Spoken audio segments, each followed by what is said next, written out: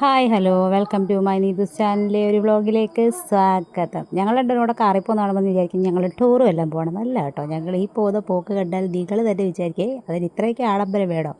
ഞങ്ങളങ്ങനെ പോകുന്നത് മാർക്കറ്റിലാണ് കേട്ടോ. മാർക്കറ്റിൽ എന്ന് പറഞ്ഞാൽ നമ്മുടെ തൊട്ടടുത്ത മാർക്കറ്റല്ല, കുറച്ച് ദൂരമുണ്ട്. വല്ലപ്പോഴുമൊക്കെ നമ്മൾ ഈ മാർക്കറ്റിൽ പോയിട്ട് കുറച്ച് ഫിഷൊക്കെ 2-3 ദിവസത്തേക്ക് വാങ്ങിച്ച് വയ്ക്കാറുണ്ട് കേട്ടോ. അത്രയ്ക്ക് നല്ല ഫ്രഷ് ഫിഷ് കിട്ടുന്ന സ്ഥലമാണ് കേട്ടോ.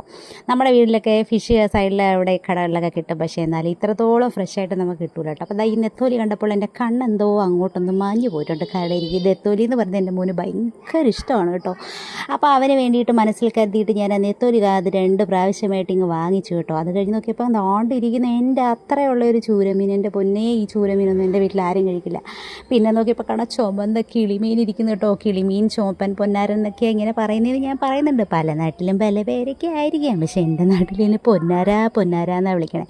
അപ്പം ഞാൻ കുറച്ച് മീനും അതെല്ലാം വാങ്ങിച്ച്, മുട്ടയെല്ലാം വാങ്ങിച്ച്, പച്ചക്കറിയും വാങ്ങിച്ചിട്ട് തിരിച്ച് നേരെ വീട്ടിലോട്ട് പോകാണ് കേട്ടോ. ഭയങ്കര ചൂടാണ് കേട്ടോ കാലാവസ്ഥ, ഭയങ്കര ചൂട് കാലാവസ്ഥയാണ്, വെയിലാണ്.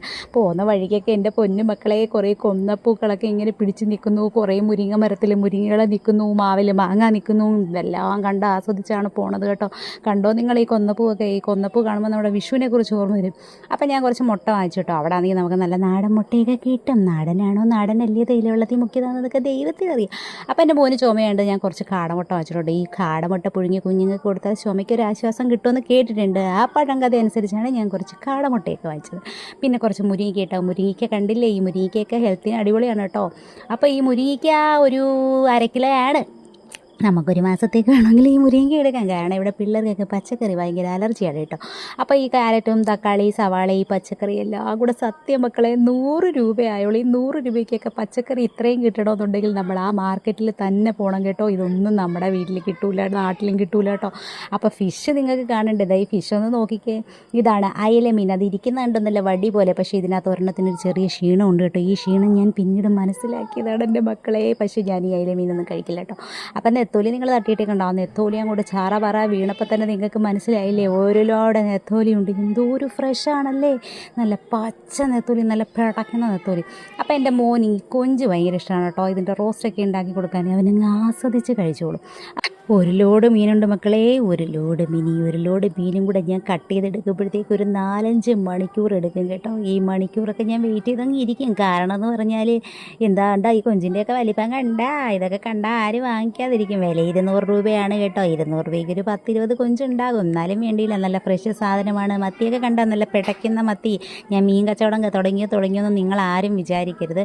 ഇത് മീൻ കച്ചവടമൊന്നും അല്ല കേട്ടോ. ഇതൊരു നോർമൽ, ഞാൻ ഈ പറയുന്ന വോയിസും ഇതിന് കാണിക്കുന്ന ആക്ഷൻ രണ്ടാണ് കേട്ടോ. ഞാൻ അറിയാതെ വോയിസ് കൊടുത്ത് വീഡിയോ എടുത്തതാണ് കേട്ടോ. പക്ഷേ ആ വോയിസിൻ്റെ ഇടയ്ക്ക് വീട്ടിലുള്ള അവശബ്ദങ്ങളെല്ലാം അതിനകത്ത് കയറി വന്നു. അത് വന്നത് കാരണം എനിക്കിത് പോസ്റ്റ് ചെയ്യാൻ നിവർത്തിയില്ലാത്തത് കൊണ്ട് എൻ്റെ ഗതികെട്ട നിമിഷത്തിൽ ഞാൻ വീണ്ടും വോയിസ് കൊടുക്കുകയാണ്. അതുകൊണ്ട് എൻ്റെ ലിപ്പനങ്ങുന്നൊന്നും നിങ്ങൾ നോക്കണ്ട കേട്ടോ. അതൊക്കെ മൈൻഡ് ചെയ്യാൻ നിന്നാൽ നിങ്ങൾ വേണ്ട പല കാര്യങ്ങളും ചിന്തിക്കേണ്ടി വരും. അതൊന്നും നോക്കാൻ നിൽക്കേണ്ട. ഇത് രണ്ടാമത് ഞാൻ വോയിസ് കൊടുക്കണം കേട്ടോ. അപ്പോൾ ഈ ചെമ്മീനൊക്കെ കണ്ടില്ലേ, നല്ല ഫ്രഷാണ് കേട്ടോ. കായലിലെ ചെമ്മീനൊക്കെ ഭയങ്കര ടേസ്റ്റ്. കടലിലെ ചെമ്മീൻ ടേസ്റ്റ് ഇല്ലെന്നല്ല, പക്ഷേ അതിനേക്കാൾ കൂടുതൽ ഗുണവും നമുക്ക് ഒരുപാട് ടേസ്റ്റ് കണ്ടോ. എൻ്റെ ഒരു കൈയുടെ അത്രയുണ്ട്. ആ വലിപ്പം ഒന്ന് നോക്കിക്കേ. ഇത് ഒരെണ്ണത്തിന് കൊടുക്കണം 200 രൂപ. എന്തായാലും ഒരു 10-20 എണ്ണം കിട്ടി. അപ്പോൾ എൻ്റെ മോൻ്റെ ഇന്നത്തെ കാര്യം ഓക്കെ ആവുമല്ലോ എന്ന് വിചാരിച്ച് അപ്പം ഞാൻ മീൻ കണ്ടിപ്പിലേക്ക് തുടങ്ങിയിരിക്കണം കേട്ടോ. ഈ മീൻ കണ്ടിച്ചിട്ട് വന്നു, എല്ലാം നല്ല അടിപൊളിയായിട്ട് ഫ്രഷാക്കി കൊണ്ടുവന്നിട്ടുണ്ട്. പക്ഷേ ഞാൻ ഭയങ്കരമായിട്ട് കുഴഞ്ഞു പോയി എന്നാണ് ഈ വീഡിയോയിൽ പറയുന്നത്. പക്ഷേ എന്ത് ചെയ്യാൻ, വോയിസ് കട്ടാക്കേണ്ടി വന്നു. ഇവിടുത്തെ ബഹളം കാരണമാണ് ഗായ്സ്. എന്ത് ചെയ്യാനാണ്, നിവർത്തികേട്.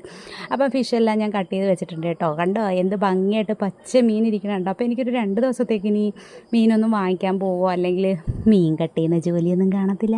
അപ്പം ഞാൻ ഈ ഫിഷെല്ലാം കട്ട് ചെയ്തതിന് ശേഷം ഇതിനകത്ത് വെള്ളം ഒഴിച്ചാണ് ഫ്രീസറിൽ വെക്കുക കേട്ടോ. വെള്ളം ഒഴിച്ചൊക്കെ ഫ്രീസറിൽ വെച്ചാലുള്ള ഗുണമെന്ന് പറഞ്ഞാൽ ഫിഷ് അങ്ങനെ കേടാവുകയൊന്നുമില്ല. അത് മാത്രമല്ല, എപ്പോഴെങ്കിലും ഒന്ന് കറണ്ട് പോവുകയാണെന്നുണ്ടെങ്കിൽ നമുക്ക് ആ കറണ്ട് പോകുന്ന സമയത്ത് ആ ഫ്രീസറിനകത്ത് ഐസിനകത്തിരിക്കുന്നുണ്ട് ഇങ്ങനെ ഒരു പ്രശ്നം വരത്തില്ല കേട്ടോ. ഞാൻ ഇങ്ങനെ സ്ഥിരമായിട്ട് വെക്കുക. അപ്പോൾ എൻ്റെ മനസ്സിലൊരു ലഡു പൊട്ടി. എൻ്റെ മോൻ ഇന്ന് ഫ്രൈ ഒന്നുമില്ല, അവന് എന്തെങ്കിലും ഒരു ഫ്രൈ വേണം. എന്നാൽ പിന്നെ നമുക്ക് ഈ ചെമ്മീൻ എടുത്തങ്ങ് ഫ്രൈ ചെയ്താലോ എന്ന് വിചാരിച്ചപ്പോൾ ബാക്കിയുള്ള എല്ലാം കൂടെ ഞാൻ ഫ്രീസറിലോട്ട് ആക്കുന്നുണ്ട് കേട്ടോ. ഈ ഫ്രീസറൊന്നും നിങ്ങളൊന്നും വിചാരിക്കില്ല. എൻ്റെ കൈ തുടയ്ക്കുന്ന തുടിയുടെ മേളിൽ തൂക്കിയിട്ടിരിക്കണം കേട്ടോ. എനിക്ക് വെള്ളം നനഞ്ഞ ഇടയ്ക്കിടയ്ക്ക് കൈ ഇങ്ങനെ തുടച്ചുകൊണ്ടിരിക്കണം. അതിൻ്റെ ഒരു ശീലമാണ്. അങ്ങനെ ശീലിച്ചു. അപ്പം ഞാൻ എന്തായാലും ആ കൊഞ്ചിനെയൊക്കെ എടുത്ത് മസാലയൊക്കെ പുരട്ടി ഒന്ന് റോസ്റ്റ് ആക്കാൻ വെച്ച് കേട്ടോ. മക്കളെ അടിപൊളി ടേസ്റ്റാണ് കേട്ടോ. ഞാൻ ഇതിൻ്റെ ഒരു ഷോർട്ട് വീഡിയോ ഇട്ടിട്ട് നിങ്ങളെല്ലാവരും പോയിരുന്നത് കണിക്കൊന്ന് പിടിച്ചിരിക്കണം. അപ്പോൾ ഞാൻ വൈകുന്നേരം വിചാരിച്ചെന്നാൽ താഴെ അമ്പലത്തിൽ ഉത്സവമൊക്കെയാണ്. അപ്പോൾ അമ്പലത്തിലൊന്ന് പോയി തൊഴുതിട്ട് വരാമെന്ന് വിചാരിച്ചു. അങ്ങനെ ഞങ്ങൾ 4 പേരും കൂടി അമ്പലത്തിൽ തൊഴാൻ തൊഴാനായിട്ട് എങ്ങനെ ഇറങ്ങി. ഫോട്ടോയും വീഡിയോ ഒന്നും കണ്ട് നിങ്ങളാരും ഞെട്ടരുതേ കേട്ടോ. ചില സാങ്കേതിക കാരണങ്ങളാൽ മൂലമാണ് നല്ലപോലെ എടുക്കാൻ പറ്റാത്ത കാര്യം. തിരുമേനിമാരൊക്കെ ഉണ്ട്, അവരൊക്കെ കാണുമല്ലോ ഇവളുമാർ ഫോട്ടോ എടുക്കാനാണോ അതോ അമ്പലത്തിൽ തൊഴാനാണോ വന്നതെന്നൊക്കെ വിചാരിക്കും. എന്നാലും പോട്ടെ, രണ്ടും കളിപ്പിച്ച് കുറച്ച് വീഡിയോസൊക്കെ എടുത്തിട്ടുണ്ട് കേട്ടോ. അപ്പം നമുക്ക് താഴെ ഒരു ചെറിയൊരു ദേവിയുടെ അമ്പലമുണ്ട്. അപ്പം നമ്മൾ അവിടോട്ട് ഇറങ്ങി പോവാണ് കേട്ടോ. അവിടെ പോയി തൊഴുതപ്പോൾ താണ്ട് നിൽക്കുന്നത് നമ്മുടെ ഒരു പശുക്കിടാവ്. നമ്മുടെ വീട്ടിൽ നിന്ന് കൊടുത്താണ്. ഈ ചുമന്ന കുട്ടീനെ കണ്ടോ? ഈ ചുമന്ന കുട്ടി എൻ്റെ വീട്ടിൽ നിന്ന് കൊടുത്ത കുട്ടിയാണ് കേട്ടോ. പക്ഷേ അവനെ കൊടുത്ത സമയത്ത് അവൾ നല്ല വെള്ള കളറായിരുന്നു. ഇപ്പോൾ അമ്പലത്തിൽ വന്നതിന് ശേഷം അവൾ ചുമന്നിരിക്കുന്നത്. പക്ഷേ അവളെ അവിടെ കണ്ടപ്പോൾ അവൾ ഞങ്ങളെ നോക്കുന്നുണ്ട് കേട്ടോ. അപ്പം നോക്കിയപ്പോൾ ദാണ്ട് ഈ അമ്പലത്തിൻ്റെ തൊട്ട് മുന്നിലേക്ക് വലിയൊരു വയലാണ് കേട്ടോ. ഈ വയലിലാണ് ഇവിടുത്തെ ഉത്സവം നടക്കുക. അപ്പം നോക്കിയപ്പോൾ അവിടെ ഒരു കൊന്നമരം നിൽക്കുന്നു. ഈ കൊന്നമരം കാണുമ്പോൾ നമ്മളൊരു ഫോട്ടോ എടുക്കാതിരിക്കുന്നത് വളരെ മോശമായ കാര്യമില്ല. അപ്പം എൻ്റെ മോൾ എന്നോട് പറഞ്ഞു, എന്നാ വാ ഞാൻ ഫോട്ടോ എടുത്തുതരാം. അപ്പം ഞാൻ എന്നാലും ഒരു ചെറിയ വീഡിയോ ഒക്കെ എടുക്കണം. നമ്മൾ ആ വീഡിയോ ചെയ്യുന്ന നാട്ടുകാരും വീട്ടുകാരും കുടുംബക്കാരും മറ്റുള്ളവരും ഒക്കെ അറിയണ്ടേ. അപ്പോൾ അതുകൊണ്ട് ഞാൻ എല്ലാവരും കാണട്ടെ എന്ന് വിചാരിച്ച് ഞങ്ങളെ മുഖം കൂടെ ഇടയ്ക്കിടയ്ക്ക് കാണിക്കണമല്ലോ. അപ്പോൾ പിന്നെ അങ്ങനെ ഒരു വീഡിയോ ഒക്കെ എടുത്ത് തിരിച്ച് നമ്മൾ വീട്ടിലോട്ട് പോകുകയാണെന്ന് നിങ്ങൾ ആരും തെറ്റിദ്ധരിക്കല്ലേ. എൻ്റെ മോൻ 2 ദിവസമായിട്ടല്ല ഒരാഴ്ചയായിട്ട് വയ്യാണ്ട് കിടക്കണം കേട്ടോ. അപ്പോൾ നേരെ അമ്പലത്തിൽ നിന്ന് പോകുന്നത് ഹോസ്പിറ്റലിലോട്ടാണ് കേട്ടോ. ഹോസ്പിറ്റലിൽ നിങ്ങൾ വിചാരിക്കുന്നത് പാർക്കാണ് കേട്ടോ. പാർക്കൊന്നുമല്ല, കുഞ്ഞുങ്ങളെയൊക്കെ ഒരു കരച്ചിലൊക്കെ ഇല്ലാതിരുത്താൻ ഇവിടെ കുറച്ച് സെറ്റപ്പൊക്കെ ചെയ്ത് വെച്ചിട്ടുണ്ട് കേട്ടോ. അപ്പം നമ്മൾ നേരെ പോകുന്നത് ഹോസ്പിറ്റലിലോട്ട്. ഹോസ്പിറ്റലിൽ ചെന്നപ്പോൾ മക്കളെ പനി പിടിച്ച 1000 കുരുന്നുകൾ അതിനകത്തിരിപ്പുണ്ട്. അപ്പോൾ കുറച്ച് നേരം നമ്മൾ വെയിറ്റൊക്കെ ചെയ്തു. പിന്നെ നമ്മൾ സമയമായപ്പോൾ ഡോക്ടർ വന്നു. ഡോക്ടറിനെയൊക്കെ കണ്ട് മരുന്നൊക്കെ വാങ്ങിച്ചിട്ട് അമ്മനെ നമ്മൾ തിരിച്ച് വീട്ടിൽ പോയി. അപ്പോൾ എല്ലാവർക്കും tata bye bye, see U.